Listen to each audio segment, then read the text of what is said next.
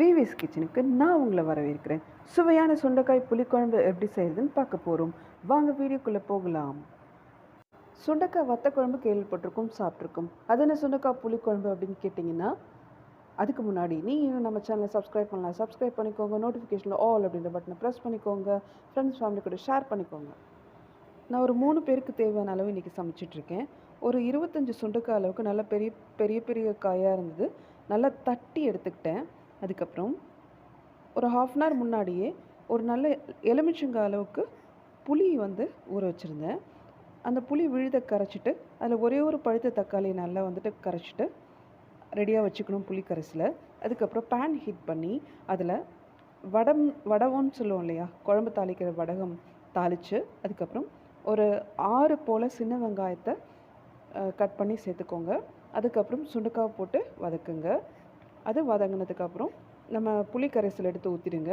அதுக்கப்புறம் 1 table spoon மிளகாய்த்தூள், கொஞ்சம் மஞ்சள் தூள், தேவையான அளவு உப்பு, காஷ்மீரி ரெட் சில்லி ஒரு ½ டேபிள் ஸ்பூன், இதெல்லாம் போட்டு நான் குக் பண்ணிகிட்ருக்கேன்.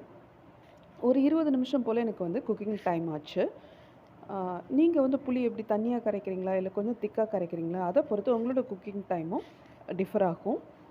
நான் திக்காக தான் இன்றைக்கி புளி கரைச்சி எடுத்திருக்கேன், ரொம்ப டைல்யூட் பண்ணலை. அதனால் எனக்கு 15 மினிட்ஸ்லேருந்து ஒரு 20 மினிட்ஸ்க்குள்ளே குழம்பு நல்லா எண்ணெய் பிரிஞ்சு வர ஆரம்பிச்சிது. அதுக்கப்புறம் நான் இறக்கிட்டேன். காஷ்மீரி ரெட் சில்லி ஃபுல்லாக ஆப்ஷனல் தான். அது நீங்கள் வேணும்னா போடுங்க, இல்லைன்னா ஸ்கிப் பண்ணிக்கோங்க. இல்லை நீங்கள் தனி மிளகாய் தூள் கூட நீங்கள் சேர்த்துக்கலாம். நம்ம புளி நிறைய போட்டிருக்கோம், அதனால் காரம் கொஞ்சம் தாங்கும். எனக்கு புளிக்குழம்பு இல்லை காரக்குழம்புல புளியை விட காரம் டாமினேஷன் அதிகமாக இருந்தால் தான் பிடிக்கும். அதனால் நான் காரம் அதிகமாக போட்டு குக் பண்ணிகிட்ருக்கேன். நீங்கள் உங்கள் வீட்டில் இருக்கிறவங்க எப்படி சாப்பிடுவாங்களோ அதுக்கேற்ற மாதிரி செக் பண்ணிக்கோங்க காரம் உப்பெல்லாம்.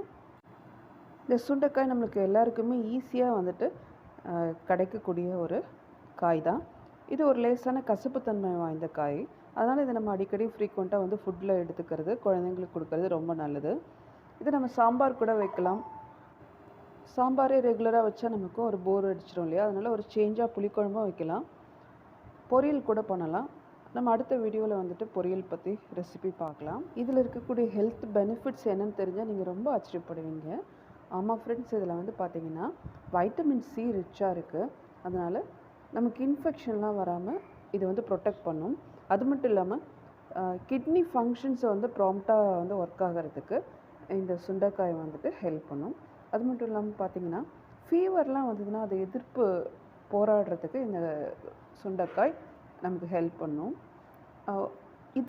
நம்ம இதயம் இருக்கு இல்லைங்களா, ரொம்ப முக்கியமாக அந்த இதயத்தை நலனை பாதுகாக்கிறதுக்கு சுண்டைக்காயில் நிறைய நல்ல விஷயங்கள் இருக்குது அப்படின்னு தான் நம்ம சொல்லணும்.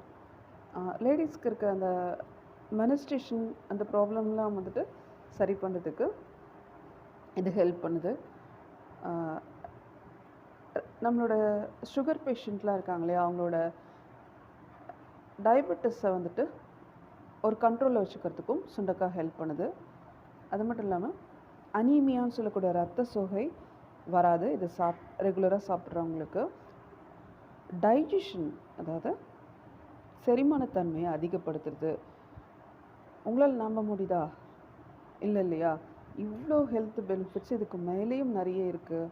ஸோ நம்ம எப்போல்லாம் கிடைக்குதோ அப்போல்லாம் அதை அலட்சியப்படுத்தாமல் கண்டிப்பாக நம்ம உணவில் எடுத்துக்கணும், குழந்தைங்களுக்கும் கொடுக்கணும். எனக்கு இப்போ குழம்பு ரெடி ஆகிடுச்சு, எண்ணெய் பிரிஞ்சு வர அளவுக்கு ரெடி ஆகிடுச்சு. நான் ஸ்டவ் ஆஃப் பண்ணிவிட்டேன். இப்போ நான் ஒயிட் ரைஸ் கூட இதை மிக்ஸ் பண்ணி சாப்பிட போகிறோம்.